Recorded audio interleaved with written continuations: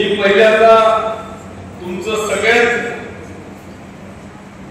मला वाटतं विधानसभेच्या इलेक्शन नंतर आज आपण पहिल्यांदा एवढ्या मोठ्या संख्येने या ठिकाणी उपस्थित आहात, त्याबद्दल तुमचं सगळ्यांचं मी पहिल्यांदा मनापासून स्वागत करतो, आपल्याला शुभेच्छा देतो। आणि जे नाव टायटल आपण दिलं होतं की हा शिवसेनेचा पाचोरा तालुक्याचा निर्धार मेळावा आहे, त्या निर्धार मेळाव्यासाठी आपलं सगळ्यांचं ऐक्य, आपल्या सगळ्यांची उपस्थिती पाहून आता खरोखर मलाही असं वाटतंय की तुमच्या सोबत मी देखील आजपासून जिल्हा परिषद, पंचायत समिती आणि नगरपालिकेचा निर्धार करायला हरकत नाही अशा पद्धतीची परिस्थिती तुम्ही या ठिकाणी होईल। त्यामुळे तुमचं सगळ्यांचं अभिनंदन करत असताना आज सगळीकडे जर का पाहिलं म्हणजे मला माहित नाही, परंतु विधानसभेच्या इलेक्शनच्या पहिल्या दिवसापर्यंत प्रवेशाचा लोंढा सर्व पक्षीय प्रवेश आपल्याकडे होत होते आणि विधानसभेचं इलेक्शन आटोपल्यानंतर सुद्धा आता 8 महिने झाले असा एकही दिवस गेला नाही की त्या दिवशी शिवसेनेमध्ये प्रवेश झाला नाही, असा एकही दिवस बाजूला मी पाहिला नाही। अर्थात आता विरोधकांवर काय टीका करावी हा सगळ्यात महत्त्वाचा प्रश्न आहे। अशी परिस्थिती झाली की ज्यांना 50-50 हजार मतदान या मतदारसंघातल्या जनतेने दिलं ते नॉट रिचेबल झाले आणि ज्यांना 5000 मतदान मिळालं ते आता दल ठोकून पळायला लागले।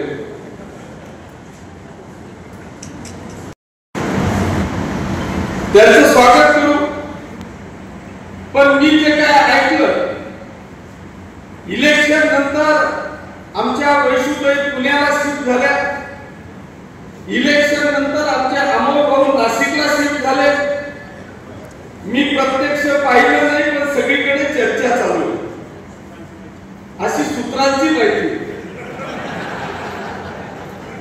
ही मला माहित नाही, पण सूत्रांकडून मिळालेली माहिती आहे की एक जण पुण्याला आणि एक जण नाशिकला शिफ्ट झाले। अर्थात बाजूला या पाचोरा आणि भडगाव मतदारसंघाने जी काही परिस्थिती आपल्या या मतदारसंघामध्ये निर्माण केली ती अशी परिस्थिती निर्माण केली की अनेक प्रकारचे इतिहास या मतदारसंघाने घडवले। पहिला इतिहास हा घडवला की या मतदारसंघामध्ये तिसऱ्यांदा कधीही कोणीही निवडून आलेलं नाही, ते निवडून देण्याचा इतिहास आपल्या या मतदारसंघाने घडवला। आणि दुसरा इतिहास असा घडवला की मी पहिल्यांदा 27,000च्या मताधिक्याने निवडून आलो आणि माझा इतिहास मोडीत काढत मला 40,000चं मताधिक्य देऊन हा एक नवीन इतिहास या मतदारसंघाने या ठिकाणी आणला। बाजूला या मतदारसंघाचे इतके उपकार झाले की ते आपण मरेपर्यंत फेडू शकणार नाही, एवढा मोठा उपकार या मतदारसंघाने केला। अर्थात मी जी काय परिस्थिती या मतदारसंघाची पाहिली की हा मतदारसंघ या जळगाव जिल्ह्यातला कदाचित असा असेल की यांनी फक्त विकासाला साथ दिली, या मतदारसंघाने शांततेला साथ दिली, या मतदारसंघाने दहशतीला लाथ मारली आणि म्हणूनच हा तिसरा इतिहास मला वाटतं या मतदारसंघामध्ये तिसऱ्यांदा निवडून येण्याचा केला। आम्ही या मतदारसंघामध्ये दहशतवाद, गुन्हेगारी कधीही खपवून घेतली नाही। जर का गुन्हेगार वर मान काढायचा प्रयत्न करत असेल तर त्याची मान तिथं टेकण्याचा प्रयत्न आपण या मतदारसंघामध्ये केला आणि एक शांततेचं ब्रीथ या मतदारसंघामध्ये आपण देण्याचा प्रयत्न केला। जर आपण विकासाची गोष्ट करणार असाल तर या मतदारसंघाचा विकास आजपर्यंतच्या इतिहासात कोणी केला नाही, एवढा मोठा विकास आपण जनतेच्या समोर ठेवला आणि तो जनतेने ऍक्सेप्ट केला। अशी परिस्थिती निर्माण केली गेली होती की आता एकनाथ शिंदे साहेबांनी त्यांच्या सोबत केलेल्या लोकांनी जे बंड आहे हे बंड आता महाराष्ट्रात बिलकुल सहन होणार नाही. एकही जागा एकनाथ शिंदे साहेबांच्या शिवसेनेची येणार नाही अशा पद्धतीचा नरेटिव्ह सेट करण्याचा प्रयत्न या महाराष्ट्रामध्ये झाला. परंतु बांधवांनो, आज मला अभिमानाने सांगावंसं वाटतं की ज्या एकनाथ शिंदे साहेबांनी शिवसेनेच्या 80 जागा उभ्या केल्या त्या शिंदे साहेबांना या महाराष्ट्रातल्या जनतेने स्वीकारलं आणि तब्बल 60 जागा या महाराष्ट्रामध्ये निवडून दिल्या. आणि त्या उभाठानी की जे स्वतःला बाळासाहेबांचे विचारांचे वारस समजत होते त्या उभाठाला 120 जागा लढवल्या आणि फक्त 20 जागांवर त्यांना थांबावं लागलं. म्हणजे महाराष्ट्राने शिवसेनेला म्हणजे आदरणीय एकनाथ शिंदे साहेबांना या महाराष्ट्रामध्ये स्वीकारलं. बांधवांनी जे स्वीकारलं त्याचं चीजही असं झालं की मी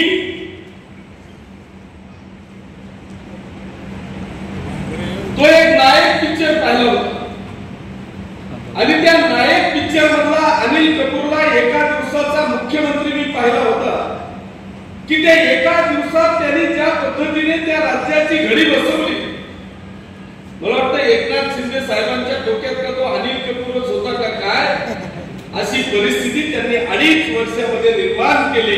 आणि बांधवांनो, 2.5 वर्षामध्ये या महाराष्ट्रामध्ये या ज्या ज्या काही विरोधकांनी कलंक लावण्याचा प्रयत्न केला या कलंकला धुवून या महाराष्ट्रातल्या तमाम माता भगिनींपासून युवकांपर्यंत तमाम शेतकरी बांधवांपर्यंत आपल्या हृदयात त्यांनी स्थान निर्माण करण्याचा प्रयत्न केला आणि त्याचा परिपाक म्हणून 80 जागा लढून 60 जागा आपल्याला या ठिकाणी महाराष्ट्रातल्या जनतेने दिल्या. जर कमी या 2.5 वर्षाच्या कार्यकाळामध्ये आदरणीय एकनाथ शिंदे साहेबांनी घेतलेले निर्णय या मंचावर वाचायचे म्हटले तर किमान 1 तास लागेल. एवढे मोठे निर्णय या 2.5 वर्षाच्या कार्यकाळामध्ये बांधवांनो एकनाथ शिंदे साहेब आणि आपल्या युतीच्या सरकारने घेतले. या 2.5 वर्षामध्ये खऱ्या अर्थाने पहिल्यांदाचा निर्णय आमच्या माता भगिनींकरता घेतला की बाळ जन्माला आल्यापासून तर मरेपर्यंतची सगळी व्यवस्था या महाराष्ट्रातल्या तमाम नारी शक्तीला सक्षम करण्याचा निर्णय या राज्याचे मुख्यमंत्री आदरणीय एकनाथ शिंदे साहेबांनी घेतला. आणि आज या महाराष्ट्रातल्या कुठल्याही भगिनीला विचारलं की तुझा लाडका भाऊ कोण आहे तर ती सख्या भावाचं नाव घेणार नाही. या महाराष्ट्रातले भावी मुख्यमंत्री आताचे उपमुख्यमंत्री एकनाथ शिंदे साहेबांचं नाव त्या भगिनीच्या तोंडावर येईल अशा पद्धतीची प्रतिमा आपल्या सगळ्यांचे मुख्य नेते आदरणीय एकनाथ शिंदे साहेबांनी या महाराष्ट्रामध्ये निर्माण केली. अगदी जन्मापासून मरेपर्यंतची सगळी सुविधा आमच्या या भगिनींची केली.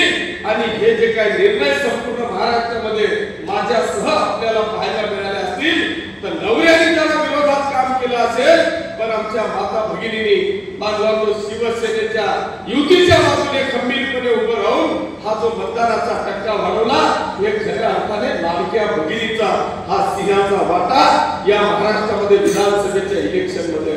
आणि म्हणून असे अनेक प्रकारचे विषय मग ते आमचे युवक असतील, युवकांना नोकरी देण्याचं काम केलं. आमचे शेतकरी बांधव असतील, या शेतकरी बांधवांना सुद्धा अनेक प्रकारच्या योजना. कदाचित महाराष्ट्रातला हा पहिला निर्णय असेल की आदरणीय केंद्राचे देशाचे पंतप्रधान आदरणीय मोदीजींनी या महाराष्ट्रातल्या आणि देशातल्या प्रत्येक शेतकरी बांधवांना 6,000 रुपयाचं वार्षिक मानधन देण्याचा प्रयत्न केला. हे महाराष्ट्र राज्य या देशातलं पहिलं राज्य आहे की देश एक पाऊल पुढे आला आणि महाराष्ट्र सुद्धा एक पाऊल पुढे आला. आणि महाराष्ट्रातल्या जनतेने बांधवांना त्या ठिकाणी राज्य सरकारने 6,000 रुपयाचं मानधन शेतकरी बांधवांना दिलं. आज महाराष्ट्रामध्ये तब्बल 12,000 रुपये या शेतकरी बांधवांच्या अकाउंटवर येत आहे. शेतकऱ्यांना सुद्धा दिलासा देण्याचं काम केलं. आमची परिस्थिती अशी होती की विजेची तशीच अवस्था की आम्ही कुठलाही ट्रान्सफॉर्मर जळाला डीपी घ्यायची असेल तर पहिले मागचं बिल भरा. पण आज मागचं 100% वीज बिल माफ करून येणाऱ्या काळात शेतकऱ्यांना वीज बिल लागणार नाही. 0 वीज बिलचा निर्णय घेतला. आज महाराष्ट्रातल्या एकाही शेतकऱ्यांना बांधवांना वीज बिलचा त्रास नाहीये. निर्णय राज्य सरकारने घेतले आणि त्याचा परिणाम आम्हाला विधानसभेमध्ये असा पाहायला मिळाला की कदाचित महाराष्ट्रातला इतिहास असा असेल की आज या महाराष्ट्रामध्ये आतापर्यंतच्या इतिहासात विरोधी पक्ष नेता नसलेला महाराष्ट्रातली सत्ता या स्वातंत्र्यापासून आतापर्यंतची ही पहिली सत्ता असेल की त्या विधानसभेमध्ये विरोधकांचा विरोधी पक्ष नेता नाही. आणि तुम्ही एवढी संख्या सुद्धा निवडून आणू शकले नाही. आणि म्हणून आता महाराष्ट्राचं वातावरण खराब करण्याचं काम आता मुंबईमध्ये पाहतोय. मी तर खऱ्या अर्थाने एकनाथ शिंदे साहेबांना त्यांचं अभिनंदन करेन, त्यांना धन्यवाद देईल की तुम्ही आयुष्यामध्ये जर सगळ्यात चांगलं काम कोणतं केलं असेल ना तर राज आणि उद्धव ठाकरेला एकत्रित आणण्याचं काम मला वाटतं या मराठीच्या विषयावर एकनाथ शिंदे साहेबांनी केलं. हे खऱ्या अर्थाने बाळासाहेब सुद्धा आदरणीय एकनाथ शिंदे साहेबांना आशीर्वाद देत असते की जे बाळासाहेबांच्या काळात सुद्धा स्वतःच्या स्वार्थासाठी बाजूला झाले, राज ठाकरे स्वतःच्या स्वार्थासाठी बाजूला झाले, उद्धव ठाकरे स्वतःच्या स्वार्थासाठी बाजूला झाले आणि आता त्यांना कोणीच विचारत नाही. एकाचा 0 आमदार, दुसऱ्याचे फक्त 20 आमदार, त्या 20 पैकी अर्धे लाईनीत आहेत. अनेक पदाधिकारी दुसऱ्या पक्षाकडे वाटा मिळवत आहेत. मग आता करायचं काय तर दोघेही मराठीच्या मुद्द्यावर एकत्रित येण्याचा प्रयत्न या महाराष्ट्रामध्ये करतायत. मराठीवर जनतेची दिशाभूल करण्याचा प्रयत्न करतायत आणि दोघं एकत्रित येऊन या जनतेची दिशाभूल करण्याचा प्रयत्न करतायत. अर्थात यांचा कार्यक्रम संपलाय हे मराठी म्हणताय. मग इथे काय आम्ही हिंदीत भाषण करतोय? आम्ही मराठी नाही आहोत, आम्ही हिंदू नाही आहोत. फक्त मुंबईची महापालिका की जिच्या भरोशावर तुम्ही 25 वर्ष जगला, अरे संघटनेत तुम्ही काम केलं, शिवसेनेचं नेतृत्व स्वीकारलं, शिवसेनेचं नेतृत्व स्वीकारून यांना या महाराष्ट्रातली गवळीची अक्कल नसताना फक्त मुंबई महापालिकेची तिजोरी डोळ्यासमोर ठेवून यांनी मुंबई महापालिकेचं नेतृत्व स्वीकारलं, मुंबई महापालिकेमध्ये काम केलं आणि आज या महाराष्ट्राची दिशाभूल करण्याचा प्रयत्न करताय. अरे होय, आम्ही सुद्धा मराठी आहोत, पण हिंदी भाषा ही राष्ट्रभाषा आहे. हिंदी जर का उद्या आम्ही महाराष्ट्रातून बाहेर गेलो तर आमच्या उरलेल्या तरुणांनी, बालकांनी नेमकं काय मराठीत बोलायचं? महाराष्ट्राच्या व्यतिरिक्त मराठी भाषा उर्वरित राज्यांमध्ये आहे. आणि जर हाच सुद्धा मराठी बोलून तर लोक दंड मारून बाहेर काढतील. त्यालाच काही कळणार नाही, आम्हाला काही कळणार नाही. आम्हाला देशावर प्रेम आहे, राज्यावर आम्ही मराठीवर प्रेम आहे. पण जर का देश आमचा आहे आणि देशातली राष्ट्रभाषा कुठली असेल तर ती हिंदी आहे. त्याच्यामुळे मराठीवर आमचा अधिकार आहे, पण मराठीच्या बरोबर हिंदी भाषा सुद्धा ही आम्हाला अत्यावश्यक असलेली भाषा आहे. आणि म्हणून काहीतरी मुद्दा उचलायचा, कुठेतरी एकत्रित येऊन जनतेची दिशाभूल करायची. अरे तुमच्या हिंमत असेल तर विकासावर बोला. त्याच मुंबईमध्ये, त्याच महाराष्ट्रामध्ये एकनाथ शिंदे साहेबांच्या नेतृत्वामध्ये, आताचे मुख्यमंत्री आदरणीय देवेंद्रजी फडणवीस साहेब यांच्या नेतृत्वामध्ये या महाराष्ट्रामध्ये विकासाचा झंझावात चाललेला आहे. या विकासावर, या विकासाच्या बळावर ही जी काही प्रवेशाची नांदी आपण पाहतोय, या प्रवेशाची रांगा आपण ज्या पाहतोय, याचं एकमेव कारण आदरणीय एकनाथ शिंदे साहेबांचं नेतृत्व. या महाराष्ट्रामध्ये सर्व धर्मीय, सर्व पक्षीय लोकांचा चालू असलेला प्रवेश खऱ्या अर्थाने त्याची बांधवातो ही नांदी आहे. माझी आपल्याला या निमित्तानं विनंती आहे. आयुष दादांनी थोडासा प्रश्न या ठिकाणी उपस्थित केला, परंतु बांधवांनो मी आज आपल्याला या निमित्तानं सांगणार आहे की आज आपण मोठे भाऊ म्हणून या ठिकाणी वावरतो. आमचं कुटुंब एक आहे. मी या 25 वर्षामध्ये एकच जबाबदारी स्वीकारली की माझ्या पक्षामध्ये कधी विभक्त होणार नाही, माझ्या कुटुंबामध्ये कधी दुबळी होणार नाही, इथे कधी विचारांमध्ये आपले संभ्रम होणार नाही, याची काळजी बांधतो गेल्या 25 वर्षापासून मी शिवसेनेमध्ये घेतोय. तळागाळातल्या कार्यकर्त्यापासून तर वरच्या नेत्यापर्यंत आमचे कुठेही मतभेद असणार नाहीत याची काळजी करण्याचं काम बांधवांना आपण 25 वर्षापासून या ठिकाणी करतो. माझी सगळ्या शिवसैनिकांना, ज्येष्ठ शिवसैनिकांना या निमित्तानं विनंती असणार आहे की आपल्याकडे येणाऱ्या प्रत्येक व्यक्तीचा सन्मान आपल्याला करावा लागणार आहे. या सगळ्या तरुणांना येणाऱ्या प्रत्येक व्यक्तीला आपल्याला सांभाळावं लागणार आहे. आपण काळजी करण्याची आवश्यकता नाही. आपल्याला या निमित्तानं मी आग्रहाची आणि कळकळीची विनंती करणार आहे की आमच्या समोरचं लक्ष आता जिल्हा परिषद आहे, पंचायत समिती आहे, नगरपालिका आहे आणि इथे 100% भगवा आपल्याला फडकवायचा आहे. एवढाच दृष्टिकोन बांधवांना आपल्याला या ठिकाणी ठेवायचा आहे. मी आजपर्यंत तुम्ही मला पाहिलं असेल, हे पहिलं इलेक्शन कदाचित असं असेल की सगळी दुनिया सांगायची की किशोरप्पा अडचणीत आहे, किशोरप्पा अडचणीत आहे. अरे किशोरप्पा हे पहिलं इलेक्शन असेल की आजपर्यंत कधी झालं नाही. इतक्या कठीण परिस्थितीमध्ये किशोरप्पा एकाही गावाला विधानसभेला स्वतः करता मतदान मागायला गेला नाही. असं पहिलं इलेक्शन कदाचित हे विधानसभेचं असेल. याचं एकमेव कारण की जर का प्रत्येक शिवसैनिक सांगायचा की होय मी किशोरप्पा आहे, जर माझे एवढे किशोरप्पाचे रूप या मतदारसंघामध्ये असतील तर किशोरप्पाला इतक्या कठीण परिस्थितीमध्ये सुद्धा मतदान मागायला जाण्याची वेळ तुम्ही येऊ दिली नाही. याच्या पलीकडे मला काय पाहिजे. आणि त्याच भरोशावर मी आता आपल्याला सांगतो की जे जे उमेदवार असतील, जेवढे घाम मी विधानसभेला गाळला नसेल ना त्याच्या 10 पट घाम तुमच्या जिल्हा परिषद, पंचायत समिती आणि नगरपालिकेला हा किशोरप्पा एकटा नाही तर किशोरप्पाचा 100% परिवार.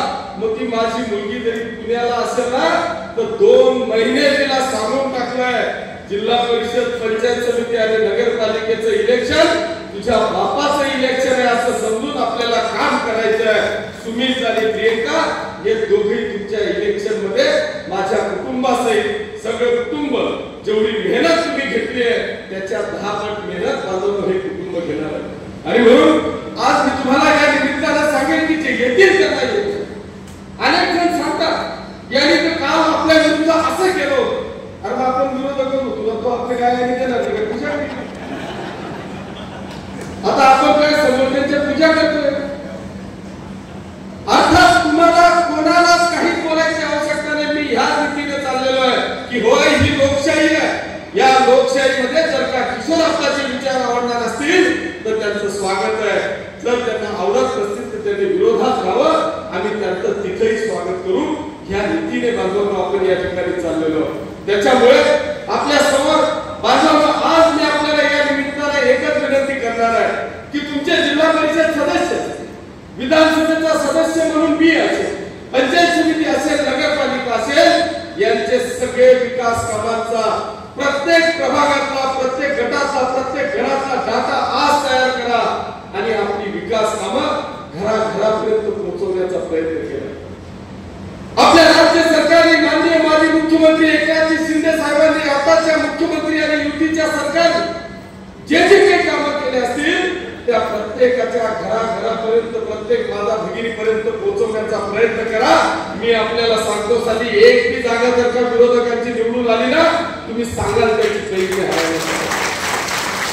आणि एवढं संघटन, एवढी इमानदारी ठासून ठासून तुमच्याच माझ्यात भरलेली आहे. जनता आपल्याला स्वीकारायला तयार आहे. पण आम्ही जोपर्यंत त्यांचा विश्वास संपादन करणार नाही तोपर्यंत मला असं वाटतं की आपण खऱ्या अर्थाने या विजयापर्यंत पोहोचू शकणार नाही. म्हणून माझी आपल्याला या निमित्तानं विनंती आहे. गर्दी आहे, अरे गर्दीत तर मजा येते. ही गर्दी सांभाळायची ताकद आणि क्षमता सुद्धा लागते. नाही तर प्रायव्हेट लिमिटेड कंपन्या ठेवून असं होत नाही. आपल्याला आपलं नाही, आपल्या भरोशावर आपल्या सगळ्यांचे मुख्य नेते एकनाथजी शिंदे साहेबांचं नाव लौकिक करायचं आहे. खऱ्या अर्थाने त्यांचं नाव या महाराष्ट्रामध्ये नाव लौकिक करायचं आहे. त्यांच्या करता आपल्याला सगळ्यांना एकत्रित येऊन एक चंग होऊन या पाचोरा आणि भडगाव मतदारसंघाच्या 100% जागा ह्या जिंकून आपल्याला बांधवांना त्या ठिकाणी भगवा फडकवायचा आहे. आज शिवसेनेची एक अतिशय चांगल्या पद्धतीची बांधणी या ठिकाणी झालेली आहे.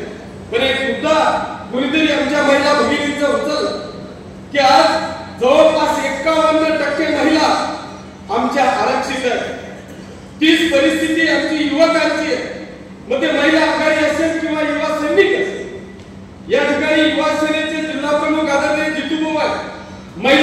बाकीच्या आमच्या सगळ्या भगिनी यांचं करावं तेवढं कौतुक थोडं.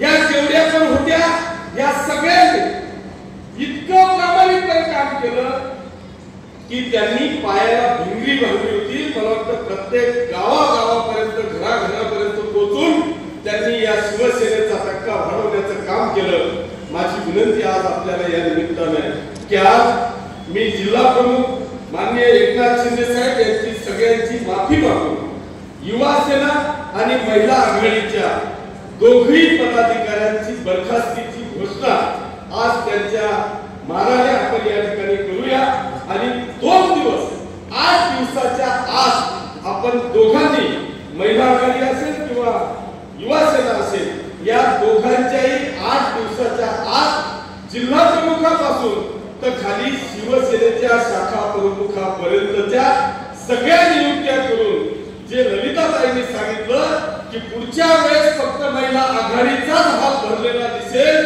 ती परिस्थिती जर का आपल्याला आणायची असेल तर आपल्याला सगळ्यांना आजपासून कामाला लागून आपली सगळी बरखास्ती करून या दोघी संघटनांचे 100% पदाधिकाऱ्यांच्या नियुक्त्या आपल्याला या ठिकाणी कराव्या अशा पद्धतीची विनंती आपल्याला या निमित्ताने मी करतो. मी पहिल्यांदाच आपल्याला सांगितलं की आपण नियुक्त्या करताना किंवा बरखास्ती करताना आपण आपल्या चुका आहेत असं समजून महिला आघाडी बरखास्त करत नाही. आपलं कौतुकच केलेलं आहे. परंतु आता संघटना वाढीत जर का आपल्याला न्यायची असेल तर थेट जिल्हा प्रमुखापर्यंत पासून तर खाली शाखा प्रमुखापर्यंत दुसरी एक विनंती माझी अशी आहे की माझी पत्नी जी उपजिल्हा प्रमुख होती तिथं वस्तुस्थिती आहे की तिला शुगरचा प्रचंड प्रॉब्लेम आहे आणि म्हणून तिला वेळ देता येत नाही. तर आता आपण जिल्हा प्रमुख पासून तर थेट शाखा प्रमुखापर्यंतच्या सगळ्या नियुक्त्या आपण आपल्या स्तरावर बसून 8 दिवसाच्या आत करून आणि शिवसेनेची जशी रचना आहे तशीच रचना महिला आघाडीची करा, तशीच रचना आपल्या युवा सेनेची करा. शेतकरी संघटनेच्या सुद्धा पदाधिकाऱ्यांच्या नियुक्त्या आज तयार होत्या. ते लोक देखील आलेले आहेत पण पत्र तयार नसल्यामुळे आपण देऊ शकलो नाही. पण ती यादी मी आपल्याला वाचून दाखवतो. नियुक्ती पत्र देऊन टाकतो. अभिनंदन करतो की त्यांची देखील एक संघटना एक सुंदर अशी संघटना या ठिकाणी त्यांनी प्रस्थापित केली. या सगळ्यांनी एकत्रित येऊन आपण एक चांगल्या पद्धतीचं कार्य बांधवांनो या ठिकाणी करायचं आहे.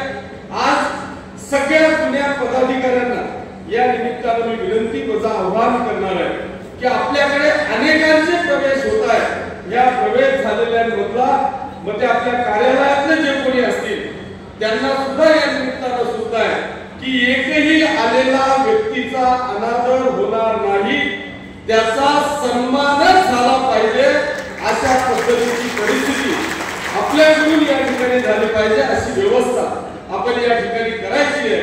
आपण ही फक्त सुरुवात आहे. मी याच्यासाठी पाचोरा आणि भडगाव घेतला नाही की नुसतं पाचोरा जिथे भावत नाही आणखी भडगाव आणून काय करू. त्याच्यामुळे पाचोरातला आपण हा मेळावा घेतला. आता उद्या हा भडगाव तालुक्याचा आपण मेळावा घेणार आहोत. परंतु आज याच्यामध्ये ज्या जिल्हा प्रमुख महोदयांनी आपल्याला सूचना दिल्या त्यामध्ये सभासद नोंदणीच्या माझी विनंती आपल्याला सगळ्यांना असणार आहे की कुठल्याही परिस्थितीत सभासद नोंदणी या महाराष्ट्रातल्या 288 विधानसभा मतदारसंघांमध्ये सगळ्यात जास्त सभासद नोंदणी कुठे असेल तर ती पाचोरा भडगाव मतदारसंघात असेल. अशी पण आपण या ठिकाणी आपण तयार करतो. परंतु बांधवांनो मी आपल्याला आज एवढी एक आग्रहाची कळकळीची नम्र विनंती आज आपल्याला सगळ्या मंचावर बसलेल्या पदाधिकाऱ्यांना समोर उपस्थित असलेल्या कार्यकर्त्यांना या निमित्तानं विनंती करणार आहे की मी पहिल्या टर्मचा अनुभव मी आपल्याला या निमित्तानं सांगणार आहे की मी 27,000चं मताधिक्य घेतलं, चांगल्या पद्धतीचा विकास केला, जनतेशी ट्रस्ट ठेवला आणि कार्यकर्ते इतक्या आविर्भावात राहिले की आपल्याला आता कोणीच पाडू शकत नाही. 27,000चं मताधिक्य, इतका विकास केलेला आहे, आपले एवढे कार्यकर्ते, इतक्या लोकांनी प्रवेश केलेला आहे. बांधवतो मी डायरेक्ट 1800 वर गेलो. 27,000चा कितीवर आलो? 1800 वर. मरता मरता वाचतो. पण 1800 पडल्यावर तुम्ही इतके जोमात लागले, बेटा आपण थोडक्यात वाचलोय, अजून लागा. त्याचा परिणाम काय झाला? डायरेक्ट 40,000. आता 40,000चा लीड हा 50,000वर कसा जाईल हे झेडपी, पंचायत समिती आणि नगरपालिकेत तुम्हाला दाखवायचं आहे. नाही तर आता काहीच नाही. सगळ्यांनी प्रवेश केला, यांच्या मागे कोणीच नाही. 40,000चा लीड आहे. आपले एवढे काम आहे, लोक आपल्याला 100% मत देतील. जनतेला आयुष्यात कधीही गृहीत धरायचं नाही. जनता जनतेच्या ठिकाणी आहे. आपण आपलं काम करायचंय आणि जे जे पदावर जिल्हा परिषद, पंचायत समिती, नगरपालिकेचे असतील, मग बाजार समितीचे असतील, उर्वरित आपले सगळे पदाधिकारी असतील, यांनी आता चंग बांधायचा आहे की कुठल्याही परिस्थितीत 2-4 मते जास्त पडलं तर उलट्या होतील का? पण बेटा एक मत जर का कमी पडलं ना तर पश्चाताप आयुष्यभर असतो. हे पाहिले ना लॉटरीचे वर. परिस्थिती कठीण असते, विरोधात 5 वर्ष राहणं हा इतका साधा सोपा विषय नाही.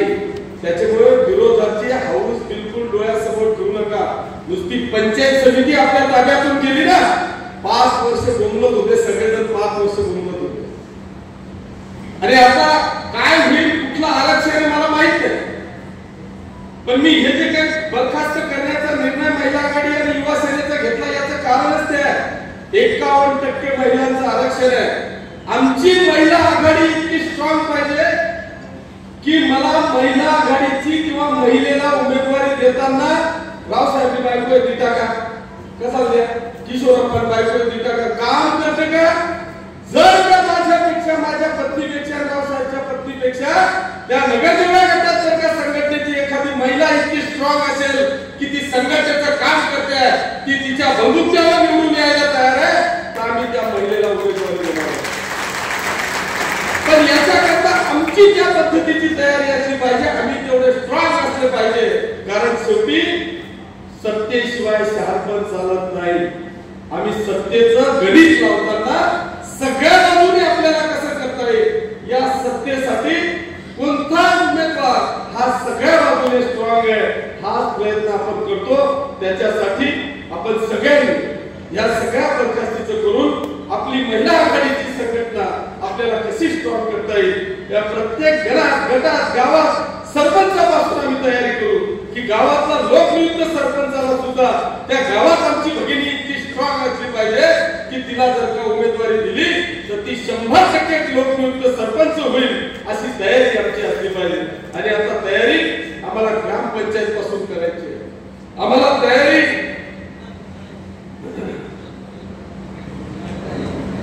सगळ्या गोष्टींची तयारी बांधवत आपल्याला करायची आहे. मग ते एससी असतील, एसटी असेल. मी आता भीमशक्तीची इथं संघटना झालेली आहे. आमच्यामध्ये अशीच परिस्थिती असते, एससी एसटीचं आरक्षण निघाला की ते एससी एसटीच्या आरक्षणाला बिलकुल त्याला नवरदेव तयार करायचा, त्याला कपड्यांपासून आम्ही सुरुवात करायची. इलेक्शन झालं, निवडून आला की 5 वर्षानंतर तो बी नाही त्याचं आरक्षण दिलं. आणि म्हणून ही जी काही संघटना आम्ही तयार करतोय, ती एससी भीमशक्तीची असेल, एकलव्याची असेल, आमची अल्पसंख्याकची असेल, महिला आघाडीची असेल, आपलं कसं का होईना ते शेवडं नागरं कसं का होईना ते आपल्या हक्काचं आहे. ही सगळी हक्काची लोक तुम्हाला कुठलंही आरक्षण आलं तर हा आमचा उमेदवार तयार आहे, ह्या गावातला तयार आहे, त्या गणातला तयार आहे, त्या गटातला तयार आहे, नगरपालिकेतल्या त्या वार्डातला तयार आहे. कुठलंही भावलं विकत आणून आम्हाला तो उमेदवार द्यायचा नाहीये. अजूनही वेळ गेलेली नाही. आपल्याजवळ सगळी तयारी आहे, सगळ्या प्रकारचे लोक आपल्याजवळ आहेत. बाकी काळजी करण्याची आवश्यकता नाही. किशोरप्पा एक स्वतः करता जर का 10 रुपये लावेल ना तर माझ्या कार्यकर्त्यांकरता 100 रुपये लावायची आणि म्हणून आज जो काय हा परिवार सगळा दिसतोय ना, याचं एकमेव कारण की जर चतुर्भर भाकर असेल ना, त्याचा 50 किशोरप्पा खाईल आणि उर्वरित सगळं आमच्या कार्यकर्त्यांना देण्याची तयारी आणि धमक या किशोरप्पामध्ये आहे. त्याच्यामुळे आपण काळजी करण्याची आवश्यकता नाही. बाकी सब आने दो है, किशोरप्पा जाने दो है. तुम्ही चिंता करण्याची आवश्यकता नाही. 35,000 रुपयाचा जीपीएस घेऊन आले होतो भगवाननी या जनतेने एवढं काही दिलं हे फक्त तुमच्या सगळ्यांच्या आशीर्वादाने आणि कृपेने. त्याच्यामुळे चिंता करण्याची आवश्यकता नाही. येणाऱ्या प्रत्येक इलेक्शन मध्ये अगदी ग्रामपंचायत पासून तर वरपर्यंत फक्त माझी एवढीच विनंती आहे की आपली जी एकी आहे धुसफूस अजिबात करायची नाही. एकमेकांबद्दलचे 2 गट मला अजिबात सहन होणार नाही. तुमचं काही म्हणणं असेल ना अर्ध्या रात्री किशोरप्पाला सांगा. मी समोरासमोर बसून हा 100% तुमचे समज गैरसमज मी काढेल. पण त्या कुठल्याही संघटनेत मला गैरसमज करून 2 गट पाडणार नाही अशी आपल्याला सगळ्यांना एकी राहण्याची शपथ बांधवांना आज घ्यायची आहे. येणाऱ्या काळामध्ये आजचा जो हा निर्धार मेळावा आहे या निर्धार मेळाव्यामध्ये आम्ही निर्धार करू एकदा सगळेजण हात वर करून छत्रपती शिवाजी महाराजांची घोषणा देऊन येणाऱ्या पाचोरा आणि भडगाव मतदारसंघाच्या 100% जागा आम्ही विजयी करू अशी घोषणा आपल्याला द्यायची आहे. बोला छत्रपती